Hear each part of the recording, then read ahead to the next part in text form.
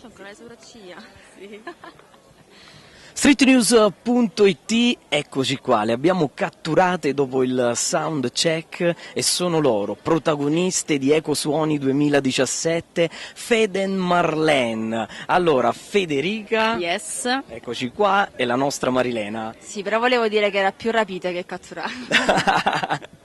No, è stato davvero, le abbiamo prese perché ci sono tante redazioni che stanno facendo le interviste, ma io voglio sapere da voi, questo ponte creato immaginario tra Napoli e il Sud America, al volo raccontateci chi sono Fede e Marlene. No, dai, raccontalo tu. No, in realtà siamo due amiche principalmente, due amiche che si sono incontrate e a un certo punto volevano trovare una strada.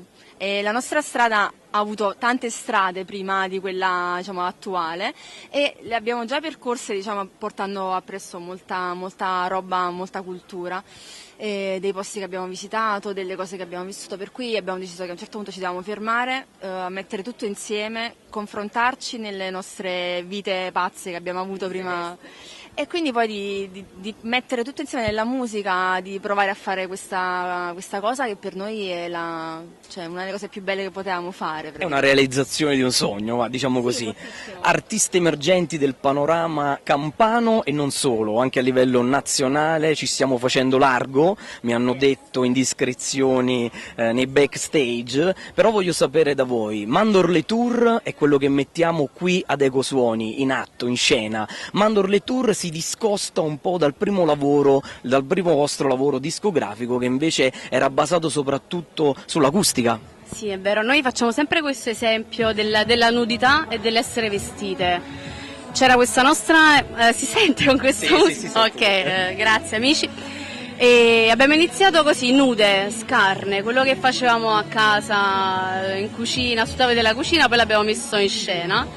Poi col tempo abbiamo deciso di allargarci, di prendere altri suoni, altri strumenti, e quindi abbiamo arrangiato il disco con Arcangelo Michele Caso, che è un violoncellista e arrangiatore napoletano. Abbiamo deciso di lasciarci così coprire e impreziosire da altri suoni. Ragazze, non resta che seguire il vostro show Ecosuoni 2017 con Fede e Marlene Show. Yeah. E allora, cara Federica, Marilena, eccoci qua insieme, streetnews.it, seguiteci e soprattutto seguite Fede e Marlene, dove, su Facebook, giusto? No, nei concerti, seguiteci nei concerti. Nei concerti? Molto meglio che Facebook. Ovviamente, E però grazie a Facebook scoprirete dove siamo a suonare. Sì. ci gusta, la redazione di streetnews.it è contentissima. Ciao Fede e Marlene, spettacolo!